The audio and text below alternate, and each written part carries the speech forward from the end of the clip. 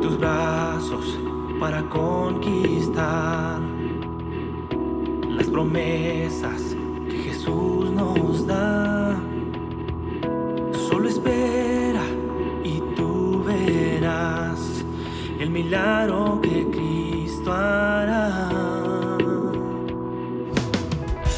Un lugar para celebrar la victoria que su sangre nos da.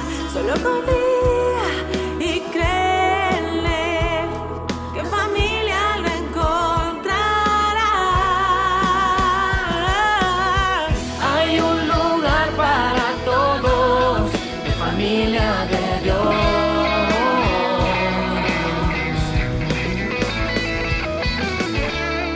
En familia de Dios.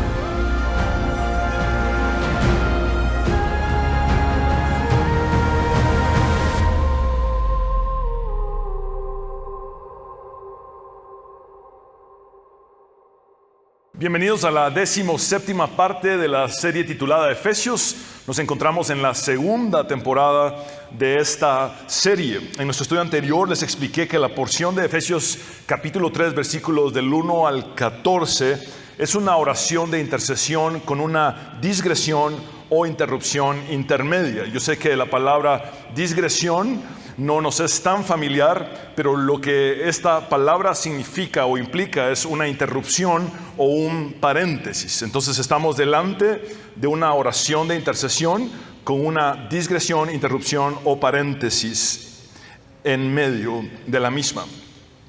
Imagínense a Pablo de esta manera, privado de su libertad, probablemente encadenado a un guardia romano, dictando la carta a un amanuense que probablemente era Tíquico.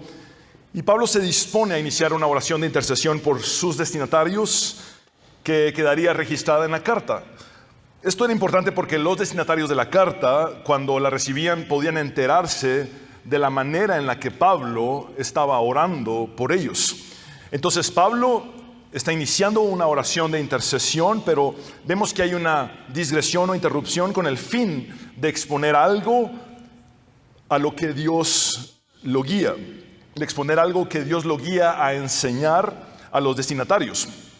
Leamos la totalidad de esta porción y vamos a comprender mejor lo que acabo de decir para posteriormente enfocarnos en los versículos que nos corresponden. Dice así la palabra del Señor en el nombre del Padre, del Hijo y del Espíritu Santo en Efesios capítulo 3 versículos del 1 al 14. Por esta razón yo, Pablo, prisionero de Cristo Jesús, por el bien de ustedes los no judíos, me arrodillo en oración. Pablo está iniciando este tiempo de oración, pero inmediatamente es interrumpido y guiado por el Espíritu Santo a hablar acerca de su ministerio entre los gentiles o no judíos, y este expresa: sin duda se han enterado del plan de la gracia de Dios que Él me encomendó para ustedes, es decir, el misterio que me dio a conocer por revelación, como ya les escribí brevemente. Seguramente el amanuense que estaba tomando el dictado de Pablo le diría algo así como esto: Pablo, estás arrodillado, empezaste a orar y ahora me estás dictando otra cosa.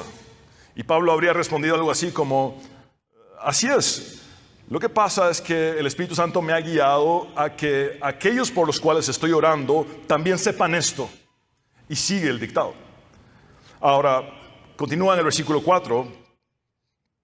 Al leer esto podrán darse cuenta de que comprendo el misterio de Cristo, ese misterio que en otras generaciones no se dio a conocer a los seres humanos. Ahora se ha revelado por el Espíritu a los santos apóstoles y profetas de Dios, es decir, que los no judíos son junto con Israel beneficiarios de la misma herencia, miembros de un mismo cuerpo y participantes igualmente de la promesa en Cristo Jesús mediante el Evangelio. De este Evangelio llegué a ser servidor.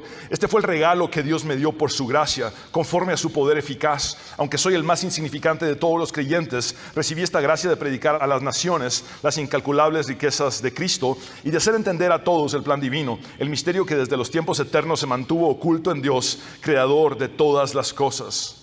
El fin de todo esto es que la sabiduría de Dios en toda su diversidad se dé a conocer ahora por medio de la iglesia a los poderes y autoridades en las regiones celestiales, conforme a su eterno propósito realizado en Cristo Jesús nuestro Señor. En Él, mediante la fe, disfrutamos de libertad y confianza para acercarnos a Dios. Así que les pido que no se desanimen a causa de lo que sufro por ustedes, ya que estos sufrimientos míos son para ustedes un honor. Aquí termina la digresión, interrupción o paréntesis, y Pablo continúa orando. Dice, por esta razón me arrodillo delante del Padre. Y aquí es donde aparece entonces, a partir de este versículo 14 en adelante, la segunda oración de la carta de Pablo a los Efesios. Hemos profundizado ya en los versículos del 1 al 6 y también hemos visto una alusión al versículo 13. Por consiguiente, en esta ocasión nos corresponde profundizar en los versículos del 7 al 12 del capítulo 3 de la carta de Pablo a los Efesios. El título de este mensaje es una explicación en medio de la oración, segunda parte. Una explicación en medio de la oración, segunda parte. Es precisamente de esta explicación teológica que Pablo realiza en medio de su oración que podemos extraer varios principios relevantes y vigentes. Este es el punto número 1. No es por mérito humano, sino solo por gracia divina. No es por mérito humano, sino solo por gracia divina. En la primera parte del versículo 7, Pablo dice, de este evangelio llegué a ser servidor. La palabra servidor en griego aquí es diáconos. Una traducción más literal sería, de este evangelio llegué a ser un diácono.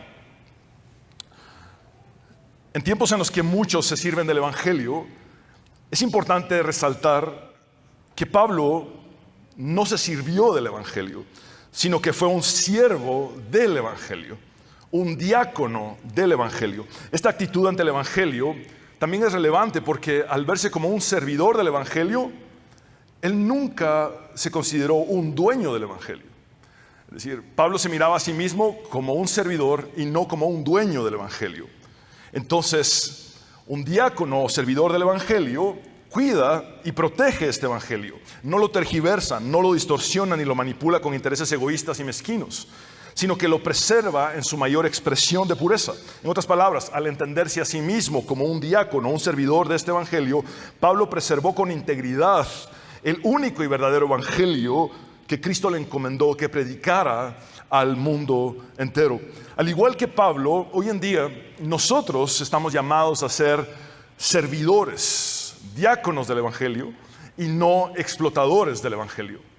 En la segunda parte del versículo 7 y el versículo 8, Pablo dice, este fue el regalo que Dios me dio por su gracia conforme a su poder eficaz. Es más que evidente que el tema de la gracia permea los escritos de Pablo. Versículo 8, aunque soy el más insignificante. Quiero llamar su atención sobre esta expresión. El más insignificante de todos los creyentes recibí esta gracia de predicar a las naciones las incalculables riquezas de Cristo. En el griego, Pablo retuerce la palabra elaghistos, que se traduce como el más insignificante o el más pequeño. Así es, Pablo retuerce esta palabra añadiéndole una terminación que es lingüísticamente imposible o incorrecta. Pero esto no lo hace porque él tuviera un mal griego, sino porque él tiene la intención de enfatizar su punto. No lo quiero complicar, pero Pablo hace en esta palabra griega que se traduce como el más pequeño o el más insignificante, una forma comparativa de un adjetivo superlativo, lo cual es lingüísticamente ilógico, incongruente, pero a la vez es sumamente útil para expresar lo que él siente. Voy a intentar explicarme mejor y simplificar lo que he dicho. Es como si lo que Pablo sentía superaba su capacidad idiomática. Es como si lo que Pablo sentía superaba su capacidad idiomática o su recurso idiomático. Y entonces él acude a inventarse su propia versión de una palabra para enfatizar que él sentía que era el receptor más indigno del inmenso favor o la gracia de Dios. Tratando de expresar en español lo que el griego dice, Pablo expresa algo así como esto: soy el más insignificantísimo, soy el más pequeñísimo de todos los creyentes o santos. Algunos piensan que Pablo estaba haciendo un juego gramatical que alude a su nombre latino, Paulus, que significa pequeño. Recordemos que el latín era el idioma oficial del Imperio Romano y que Pablo era un ciudadano romano. Si buscas en un diccionario latín el adjetivo Paulus, de donde viene el nombre griego Pavlos o el nombre castellano Pablo, te darás cuenta que su significado es este: pequeño. De modo que el sentido o la idea de lo que Pablo está expresando es lo siguiente: soy Pablo y mi nombre significa pequeño. Entonces, soy pequeño de nombre, pequeño de estatura, y soy moral y espiritualmente más pequeño que el más pequeño de todos los cristianos. Soy el pequeño Pablo, el más pequeñísimo, el más insignificantísimo de todos. En primera de Timoteo capítulo 1, versículos 14 y 15, Pablo dice: ciertamente la gracia de nuestro Señor se derramó sobre mí con abundancia, junto con la fe y el amor que hay en Cristo Jesús. Este mensaje es digno de crédito y merece ser aceptado por todos, que Cristo Jesús vino al mundo a salvar a los pecadores, de los cuales yo soy el primero. El sentido de esta expresión es: yo soy el peor de todos los pecadores. Esa es la forma en la que Pablo se mira a sí mismo y se describe a sí mismo. Yo soy el peor de todos los pecadores. En 1 Corintios capítulo 15, versículos 9 y 10, Pablo dice: admito que yo soy el más insignificante o el más pequeño de los apóstoles y que ni siquiera merezco ser llamado apóstol porque perseguía la iglesia de Dios, pero por la gracia de Dios soy lo que soy, y la gracia que Él me concedió no se quedó sin fruto. Al contrario, he trabajado con más tesón que todos ellos, aunque no yo, sino la gracia de Dios que está conmigo. Noten que en cada ocasión que Pablo presenta un concepto sumamente bajo de sí mismo, está presente el tema de la gracia. En cada ocasión que Pablo presenta un concepto sumamente bajo, o digámoslo así, el concepto más bajo de sí mismo, está también presente el tema de la gracia. Entonces, llamándose Saulo de Tarso, cambió su nombre por Pablo, el cual significa pequeño, y se miraba a sí mismo como el más pequeño o el más insignificante de todos los creyentes o santos, el peor de los pecadores y el más pequeño o más insignificante de los apóstoles, que ni siquiera era digno de ser llamado apóstol y que tuvo que acudir a retorcer una palabra en el idioma griego para expresar lo que sentía. Soy el más insignificantísimo o el más pequeñísimo de todos. ¿Sería esto falsa humildad? La falsa humildad apesta, ¿verdad? Casi creo que no hay nada que apeste más que la falsa humildad. ¿Les huele mal esto? ¿Verdad que no? Entonces no es falsa humildad. ¿Sería esto baja autoestima? ¿Acaso padecería Pablo de un complejo de inferioridad que le generara una sensación crónica de insuficiencia en comparación con los demás? Para nada, no lo creo. Amados hermanos, este es el efecto abrumador de la gracia de Dios. Este es el efecto abrumador de la gracia de Dios. Cuando alguien llega a conocer la gracia de Dios, cuando alguien experimenta la gracia de Dios en todo su esplendor, inevitablemente atraviesa por lo que Pablo atravesó al describirse a sí mismo. En un sentido, la gracia de Dios es como el agua. El agua siempre busca el punto más bajo.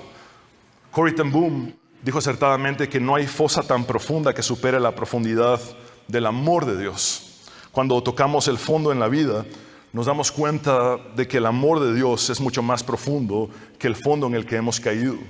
Allí es la gracia de Dios la que nos encuentra, porque la gracia busca el punto más bajo.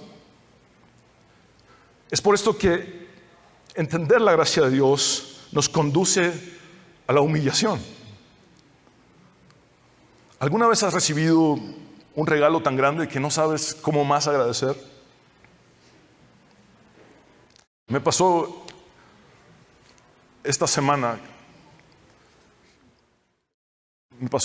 justo esta semana que una pareja de esposos sintieron del Señor hacer algo por mí. Ellos no sabían que mi esposa y yo habíamos estado orando por 2 años y medio por cubrir una necesidad básica que yo tenía. Nosotros no somos de la escuela de pedir. Creo que ninguno de ustedes podría decir, Fernando y Catherine nos pidieron algo personal, porque no tenemos esa escuela. Sin embargo, sucedió algo. Esta pareja de esposos, sin que yo les contara que tenía 2 años y medio de tener esa necesidad personal, fueron guiados por el Espíritu Santo para cubrir esa necesidad y suplieron lo que necesitaba. Cuando me dirigí a este hombre, al esposo de esta pareja, recuerdo que solo le dije, no tengo palabras. No sé cómo agradecerte, no sé cómo más agradecerte. Y luego tuve una sensación como de que yo no era digno, o como de que yo no me merecía un regalo así. Y cuánto más cuando hablamos del regalo de Dios hacia nosotros. Cuando Dios nos da todo el favor y el bien que no nos merecemos, inevitablemente nos sentimos indignos e inmerecedores. ¿Quién de nosotros se merece a Dios encarnado muriendo en la cruz para salvarle? Ninguno de nosotros lo mereció jamás. Pero Cristo, siendo Dios, se vació a sí mismo y siendo hombre derramó su vida hasta la muerte por amor a nosotros, con el propósito de que en la cruz lo mejor de Dios se encontrara con lo peor de nosotros, lo mejor de Dios, su amor y su perdón, y lo peor de nosotros, nuestros pecados, transgresiones, iniquidades, faltas, deudas y fallas, nuestra maldad. ¿Cómo es que se puede recibir todo sin merecer nada? ¿Cómo es que se puede recibir salvación cuando todo lo que se merece es la condenación? ¿Cómo es que se puede recibir tanto bien habiendo hecho tanto mal? Pablo dice en Romanos capítulo 3 versículos 23 y 24, por cuanto todos pecaron y están destituidos de la gloria de Dios, pero son justificados gratuitamente por su gracia mediante la redención que proveyó Cristo Jesús. Dios continúa dando lo mejor de Él a los pecadores. Inevitablemente, este efecto de la gracia nos humilla, nos quebranta, nos hace sentir tan indignos y tan inmerecedores. Pero esta gracia tiene otro efecto más, ya que además de humillarnos y generar en nosotros humildad, también empodera a aquel que la recibe. Quiero volver a leer la segunda mitad del versículo 7 y los versículos 8 y 9 para resaltar este doble efecto de la gracia de Dios, humillación y poder. Pablo dice, este fue el regalo que Dios me dio por su gracia conforme a su poder eficaz. Noten la combinación de la gracia y el poder de Dios en el regalo inmerecido que Pablo recibió de parte del Señor. Pablo continúa diciendo, aunque soy el más insignificante, o para hacerle justicia al griego, que Pablo retuerce, soy el más insignificantísimo o soy el más pequeñísimo de todos los creyentes, recibí esta gracia de predicar a las naciones las incalculables riquezas de Cristo, versículo 9, y de hacer entender, literalmente, de dar luz a todos, no solo a los efesios, sino a toda la humanidad, acerca del plan divino, el misterio que desde los tiempos eternos se mantuvo oculto en Dios, creador de todas las cosas. Aún antes de crear todas las cosas, desde la eternidad pasada, Dios tenía en mente este maravilloso plan de salvación, el misterio de Cristo, que ha sido revelado. Ahora bien, ¿cómo es que alguien con un concepto tan bajo de sí mismo puede lograr tanto como predicar a las naciones las incalculables riquezas de Cristo y dar a conocer a la humanidad el eterno plan divino que estuvo oculto en la eternidad. ¿Cómo es que alguien con un concepto tan bajo de sí mismo puede lograr tanto? Ciertamente esto no tiene sentido para el mundo caído. Me refiero a que una persona con un concepto tan bajo de sí misma pueda lograr hacer algo tan grande. Debemos reconocer que lamentablemente la filosofía psicológica secular, la motivación humanista, ha contaminado y plagado los púlpitos de las iglesias. ¿Qué le habrían dicho algunos de los falsos maestros actuales a Pablo si lo hubieran escuchado decir: soy el más insignificantísimo, soy el más pequeñísimo de todos? Seguramente los falsos maestros de nuestra época le hubieran dicho: Pablo, un momento, vení Pablo, vení para acá, te voy a dar una lección, tienes que aprender de mí, Pablo. Declara conmigo, Pablo, decreta conmigo: soy un campeón.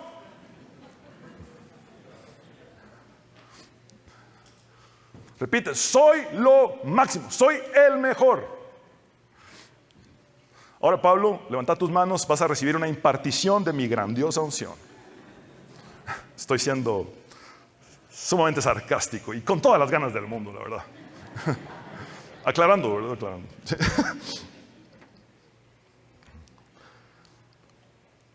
Es por prácticas erradas como esa que muchos cristianos se están perdiendo de la bendición, del efecto humillante de la gracia de Dios sobre nosotros. Un efecto que produce la autonegación, que es el primer paso para ser cristiano. Jesús dijo: si alguno quiere venir en pos de mí, niéguese a sí mismo, tome su cruz y sígame. Te aseguro que cuando la gracia de Dios te humilla, esa es una gran bendición, porque aprendes a negarte a ti mismo, a tomar la cruz y a seguir a Cristo y a depender absolutamente de Cristo. Y allí es donde encuentras el descanso para tu alma del que Cristo habló cuando dijo: aprendan de mí que soy manso y humilde de corazón, y hallarán descanso para su alma. Entendamos cómo funciona este doble efecto de la gracia de Dios. Cuando Pablo dice: aunque soy el más insignificantísimo o el más pequeñísimo de todos los creyentes, esto es humillación. Y cuando Pablo dice: recibí esta gracia de predicar a las naciones las incalculables riquezas de Cristo y de dar luz a toda la humanidad acerca del eterno plan divino que antes era un misterio, esto es empoderamiento. Entonces, la gracia quebranta y levanta. La gracia humilla y exalta.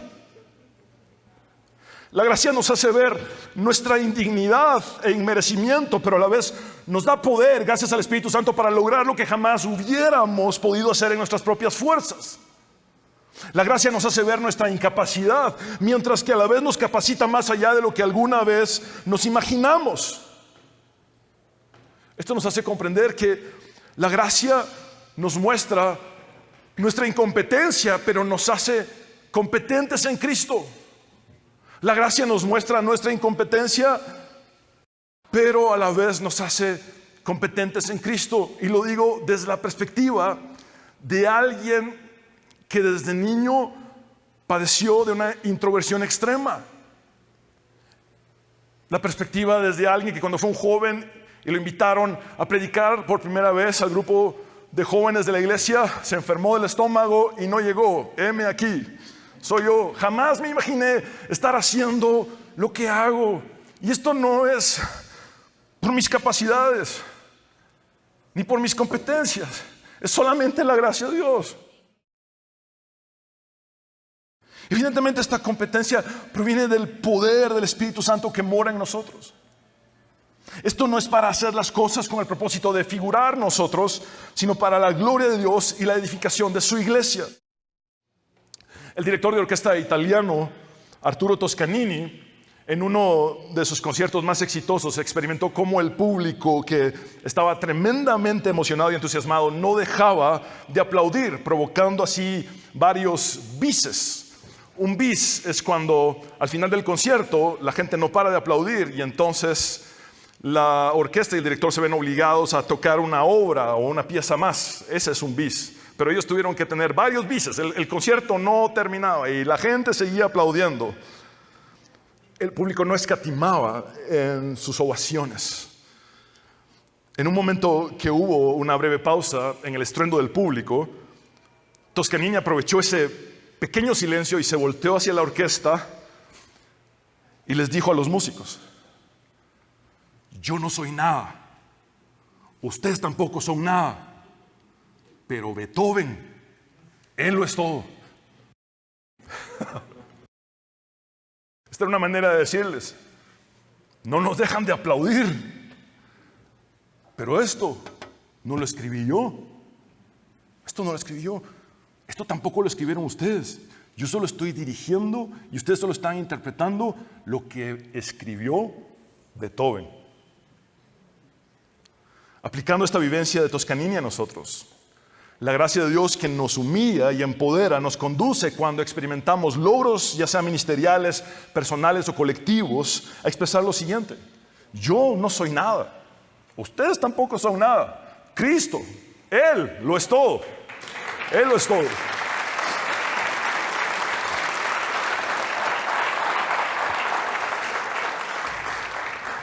¿Por qué es necesario este doble efecto de la gracia y cómo se aplica a nosotros? Y cuando digo doble efecto de la gracia, me refiero a que la gracia nos humilla y nos empodera. Cuando uno se considera a sí mismo el más pequeño de todos los creyentes, entonces uno servirá con entrega total aún a los más pequeños, como lo expresa Jesús en Mateo 25:40 en la parábola de las ovejas y las cabras, que trata del juicio de las naciones. Nuestro amado Salvador dice: el rey les responderá, les aseguro que todo lo que hicieron por uno de mis hermanos, aún por el más pequeño, lo hicieron por mí. La gracia que nos humilla hace que nos identifiquemos con todos, incluyendo a los pobres, los débiles, los más vulnerables y los marginados de la religión y la sociedad.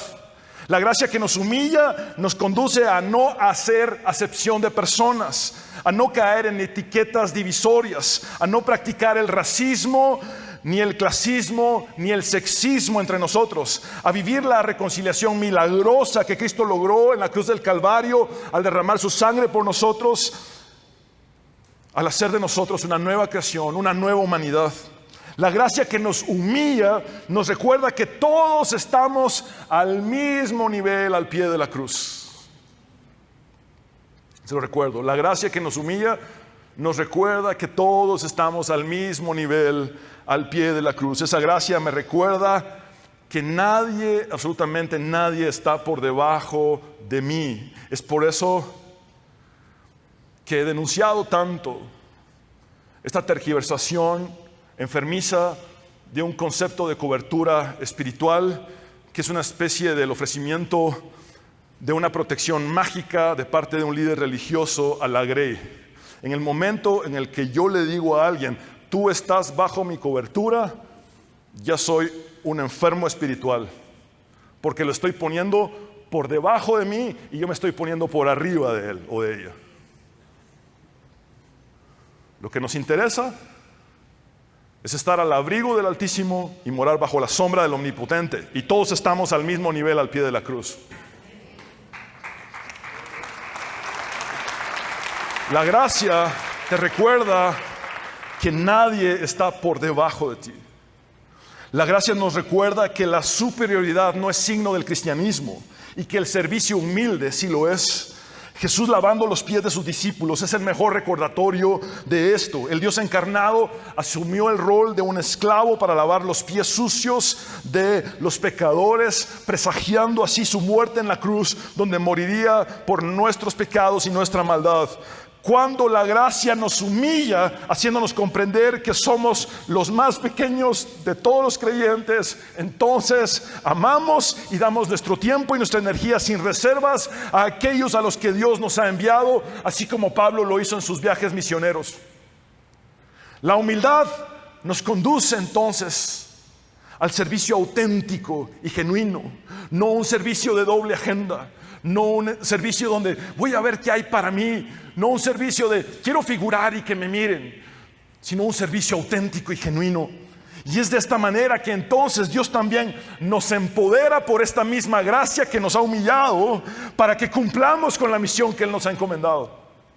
Esta es una misión que ciertamente nos supera y nos trasciende por mucho.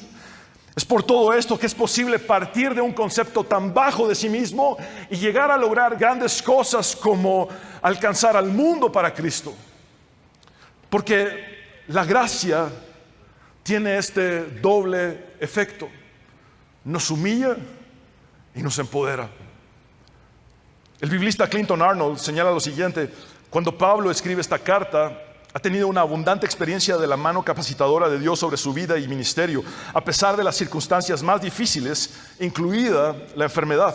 Recordemos que el aguijón de Pablo fue un tratamiento preventivo para frenar su ego, para doblegar su envanecimiento y su soberbia, y no permitir que él echara a perder su ministerio. Y es interesante que cuando Pablo oró en 3 ocasiones, rogando que Cristo quitara ese aguijón que él tenía en la carne, la respuesta de Cristo haya sido no. No, Pablo. Dios sí puede dar un no por respuesta. Pablo, bástate mi gracia. ¿Saben qué significa esto? Que mi gracia te alcance. Ese aguijón te va a hacer conocer mi gracia en una profundidad que antes no la conocías. Porque mi poder se perfecciona en tu debilidad. Bryan Chapell habla de los siervos de Cristo que están arrebatados por la gracia, expresando lo siguiente: estar arrebatados por la gracia es la naturaleza del llamado cristiano. Este temor reverencial a la gracia certifica nuestro llamado como genuino y lo energiza frente al sacrificio. Los verdaderamente llamados están tan embelesados o cautivados por la gracia de Dios hacia ellos que los ataques de los demás, las dificultades de las circunstancias, su falta de comodidad terrenal y su falta de reconocimiento en el mundo no los disuaden del gozo de proclamar a Cristo. Es decir, Pablo enfrentó muchísimos embates en su contra, pero no perdió el gozo porque conoció la gracia de Cristo. Desde otra carta de la prisión, Filipenses, Pablo insiste muchísimo en el gozo, diciéndonos: por eso les digo que se gocen, y una vez más les digo que se gocen. O por eso os digo regocijados, y una vez más os digo regocijados. Él insiste en el gozo desde su propia prisión, desde sus propias privaciones. Todo esto nos lleva a comprender que necesitamos desesperadamente que la gracia de Dios trabaje en nuestros corazones, humillándonos y empoderándonos para que proclamemos el Evangelio de Cristo con una verdadera actitud de servicio y entrega total. El predicador Martin Lloyd-Jones dijo pertinentemente que no hemos sido salvados simplemente para que podamos escapar del infierno, hemos sido salvados para que Dios presente un pueblo que asombre o impacte al mundo entero. Es la misma gracia de Dios que nos humilla, la que nos empodera para ir por todo el mundo y predicar el Evangelio a toda criatura. Es para esto que hemos recibido el poder del Espíritu Santo que mora en nosotros. Punto número 2 y final, en el cual seré más breve. No es solo en la tierra, sino también en el cielo.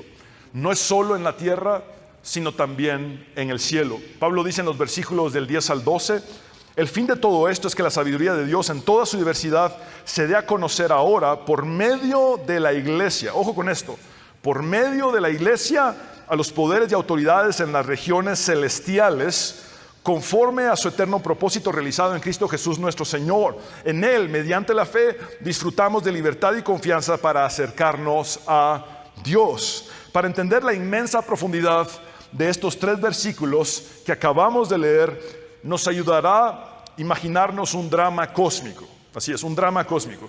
En el punto anterior les hablé de este concierto dirigido por Toscanini en un teatro en el ámbito musical. Ahora quiero llevarlos a que por favor catapulten su imaginación hacia un drama cósmico, como si fuera una obra de teatro cósmica.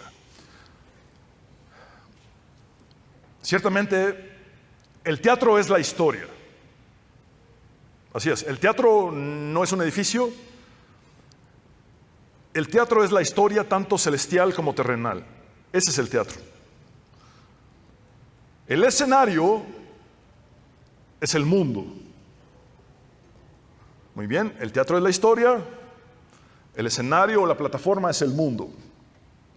Los actores en esa plataforma que es el mundo somos nosotros, la iglesia. Entonces ya tenemos el teatro, la historia, la plataforma que es el mundo y los actores en esa plataforma que somos nosotros, la iglesia. Ahora, el escritor es Dios. Dios es quien también dirige y produce este drama. Él estuvo planificando este drama que preservó como un misterio secreto, oculto, desde la eternidad pasada, pero ahora ha decidido que en el marco de un nuevo pacto y de una nueva creación, la presentación de esta obra o drama se esté llevando a cabo. Muy bien. Entonces, el teatro es, ¿qué? El teatro es la historia, el escenario es el mundo, los actores somos la iglesia. Muy bien. El escritor, productor y director es Dios. ¿Y dónde está el público? ¿Cuál es el público? El público está integrado por seres cósmicos, los principados y potestades en los lugares celestiales. Para explicarlo de la forma más sencilla posible, el erudito John Alexander Mackay lo pone brillantemente de esta manera. La historia de la iglesia cristiana se convierte en una escuela de posgrado para los ángeles. La historia de la iglesia cristiana se convierte en una escuela de posgrado para los ángeles. ¿Saben qué significa esto? Los ángeles aprenden más de Dios observando lo que Él está haciendo con nosotros y en nosotros. Ángeles que han habitado con Dios desde tiempos remotos de la eternidad están aprendiendo más de Dios al ver que Dios abandona su trono, se encarna, viene a este mundo, muere como el Dios encarnado en la cruz del Calvario, resucita al tercer día. Los ángeles están viendo esto, cómo vino a buscar y a salvar a los que se habían perdido, cómo la iglesia está siendo edificada por Él, cómo la iglesia está experimentando la reconciliación milagrosa, etcétera, etcétera. Los ángeles son el público. Y además, como dice Mackay, los estudiantes que están sacando su posgrado, aprendiendo más de Dios a través de cómo Él obra en su iglesia. John Stott lo explica de la siguiente manera: es a través de la creación antigua, el universo, que Dios le revela su gloria a los seres humanos. Es por medio de la nueva creación, la iglesia, que revela su sabiduría a los ángeles. Por favor, traten de comprender al máximo esta cita de John Stott. Es a través de la creación antigua, el universo, que Dios le revela su gloria a los seres humanos. Y es por medio de la nueva creación, esta nueva humanidad, la iglesia, que revela su sabiduría a los ángeles. Esto nos lleva a comprender que los ángeles nos observan porque al ser nosotros parte de la iglesia, ineludiblemente somos también parte del misterio de Cristo que ha sido revelado y que sigue siendo revelado. El apóstol Pedro también habla de esto en su primera carta, capítulo 1, versículos del 10 al 12. Los profetas que anunciaron la gracia reservada para ustedes investigaron cuidadosamente acerca de esta salvación. Querían descubrir a qué tiempo y a cuáles circunstancias se refería el Espíritu de Cristo que estaba en ellos, cuando testificó de antemano acerca de los sufrimientos de Cristo y de las glorias que vendrían después de estos. A ellos se les reveló que no se estaban sirviendo a sí mismos, sino que les servían a ustedes. Hablaban de las cosas que ahora les han anunciado los que les predicaron acerca de las buenas noticias por medio del Espíritu Santo enviado del cielo. Aún los mismos ángeles anhelan contemplar esas cosas. Quiero resaltar, enfatizar lo que he subrayado. Aún los mismos ángeles anhelan contemplar esas cosas. Literalmente dice que los ángeles se inclinan a mirar. Esto representa a ángeles inclinados, observando con atención lo que Dios hace en y con su pueblo, que es su iglesia en el nuevo pacto. Tenemos una audiencia de espectadores mucho más grande y más observadora de lo que cualquiera de nosotros se haya imaginado jamás.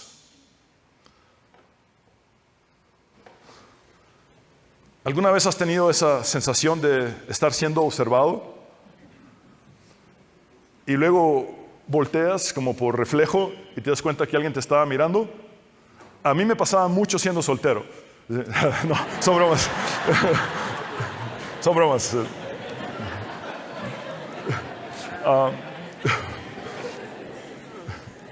Jamás fui galán, gracias a Dios por los ojos de misericordia y amor de Doña Catherine.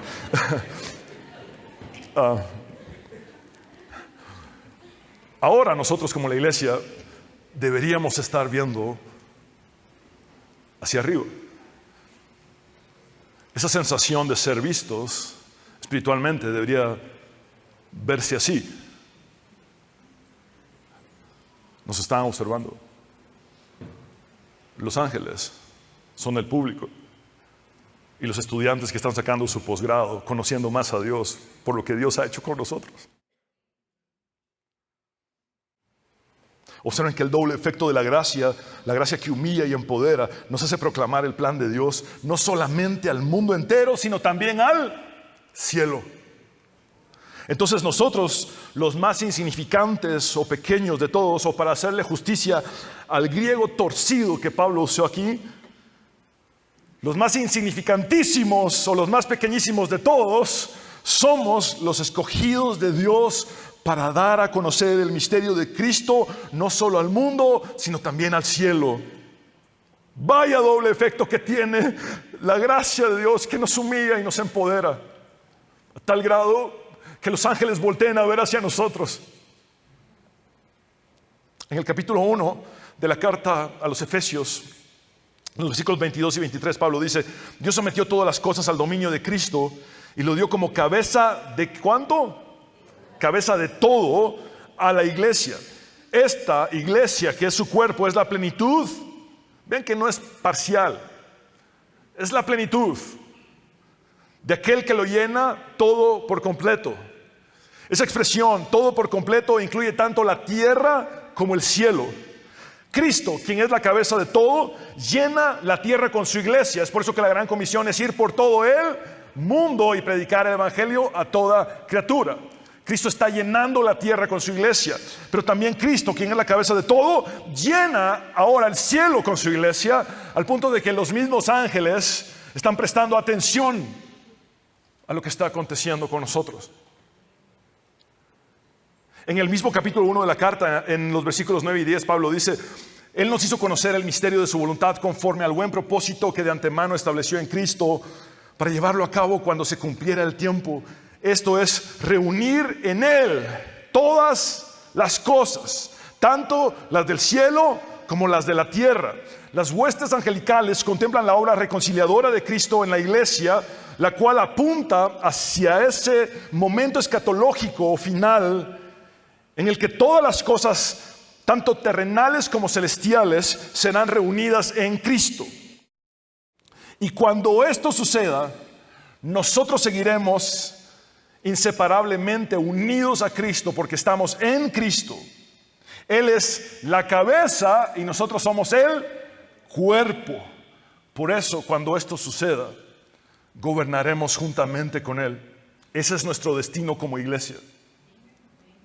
Amados hermanos, somos la iglesia de Cristo, el pueblo de Dios en el nuevo pacto. ¿Lo merecemos? Absolutamente no. Ustedes han conocido la gracia. Por eso su respuesta inmediata es no, no lo merecemos. No. Ahora quiero preguntarles esto. ¿Lo lograremos? ¿Lograremos cumplir con la misión de Dios que abarca tanto la tierra como el cielo? La respuesta es un rotundo sí. Lo lograremos porque no lo estamos haciendo en nuestras propias fuerzas o competencias humanas, sino por la gracia de Dios que hace que su poder se perfeccione en nuestra debilidad. Es por eso que la gracia humilla y empodera, porque se trata de debilidad que experimenta el empoderamiento divino, el poder de Dios. Entonces nos damos cuenta de que lo lograremos no porque nosotros seamos muy capaces, sino porque por su gracia, al haber sido humillados y reconocer nuestra debilidad, Él perfecciona su poder en nosotros y nos usa a pesar de nosotros. Yo no merezco servirle, tú tampoco, pero nos usa con su poder a pesar de nosotros. El poder del Espíritu Santo en nosotros, el cual hemos recibido por gracia, es el que hará que todo aquello que como iglesia estamos llamados a hacer sea completado. Definitivamente, la eclesiología o doctrina de la iglesia de la carta de Pablo a los Efesios está entre las más elevadas de toda la Biblia. Recuerdo que con Catherine fuimos a una boda, con mi esposa fuimos a una boda y el pastor que estaba casando a esta pareja empezó a hacer una prédica como anti-eclesiológica, como en contra de la iglesia.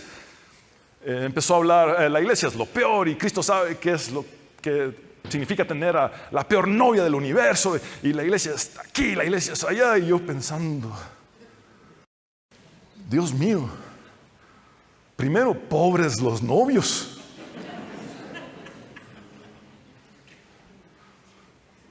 Y segundo, ¿no le vendría mal un cursito básico de eclesiología a este pastor? O por lo menos, sin ir tan lejos, leer un poquito la carta a los Efesios. Estaba denigrando, pisoteando, aplastando a la iglesia en una boda. ¿Qué? Amados hermanos, lo que hemos aprendido de la palabra de Dios nos compele a tener un alto concepto de la iglesia de Cristo, a valorar la iglesia de Cristo.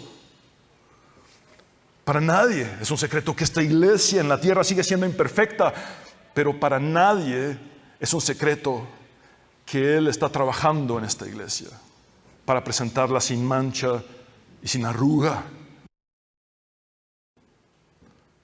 Debemos comprometernos con ser la mejor manifestación local de la iglesia universal. Esto nos lleva a entender esto. Nosotros estamos llamados a manifestar localmente lo que la verdadera iglesia de Cristo es universalmente. Nosotros somos una iglesia local. Entonces manifestamos localmente lo que la verdadera iglesia de Cristo está llamada a ser universalmente. La iglesia central para la historia, la iglesia central para el evangelio, la iglesia central para la vida cristiana. Es tanto el valor de la iglesia que Pablo está dispuesto a padecer y atravesar lo que sea, hasta el punto de morir si fuera necesario, por el bien de la iglesia, o como él lo dice, por la gloria de la iglesia.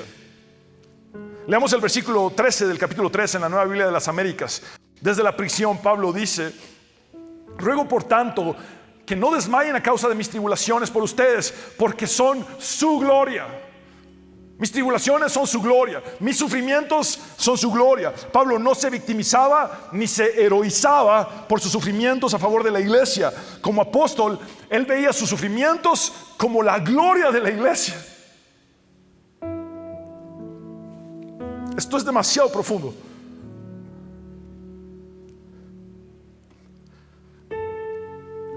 Era como decir, esta iglesia se merece que yo sufra por ella.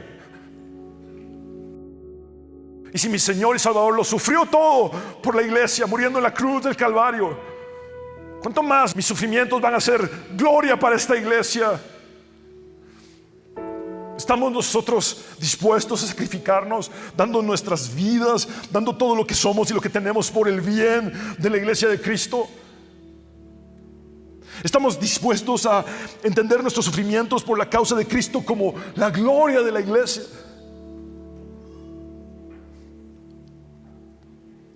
Quiero terminar citando parte del himno titulado I love thy kingdom, Lord, amo tu reino, Señor, compuesto por Timothy Dwight. Timothy Dwight era nieto de Jonathan Edwards, un gran teólogo y predicador. Este himno fue publicado exactamente en el año de 1800, en inglés obviamente, y su letra, o parte de su letra que he traducido para ustedes, dice así: amo tu reino, Señor, la casa de tu morada, la iglesia que nuestro bendito Redentor salvó con su preciosa sangre. Amo a tu iglesia, oh Dios.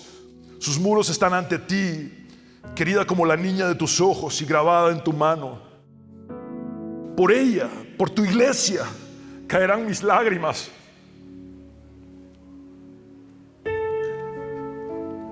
Por ella, por tu iglesia, ascenderán mis oraciones. A ella, a tu iglesia, sean entregados mis cuidados y mis fatigas, hasta que los trabajos y las fatigas terminen.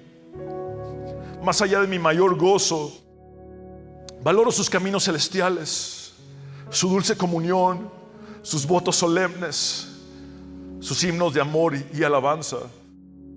El sentido es: Señor, más allá de mi mayor gozo, valoro la verdadera adoración que tu iglesia te rinde.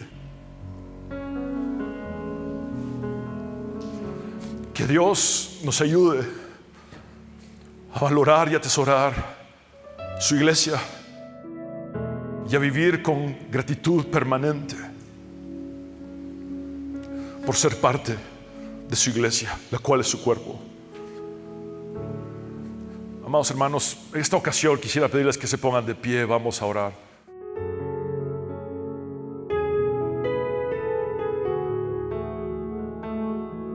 Señor, venimos delante de ti agradecidos de todo corazón por que nos has permitido escudriñar tu palabra, Señor. Solo tú tienes palabras de vida eterna. ¿A quién iremos si solo tú, Señor? Solo tú tienes palabras de vida eterna. Yo no las tengo. Dependemos de tu palabra, Señor, que es viva y eficaz y más cortante que toda espada de dos filos. Y yo sé, Señor, que nos has hablado hoy con claridad. Hoy reconocemos que no es por mérito humano, sino solamente por tu gracia. Esa gracia, Señor, esa gracia tan grande que tiene este doble efecto en nosotros. Nos humilla y nos empodera. Señor, gracias porque tu gracia nos guía a la autonegación. Cuando Pablo dice, retorciendo el lenguaje, soy el más insignificantísimo, soy el más pequeñísimo de todos los creyentes. Eso es autonegación. Gracias, Señor, porque aún nos das la gracia como un recurso para esta autonegación, negarnos a nosotros mismos, tomar la cruz y seguirte. Señor, pero a la vez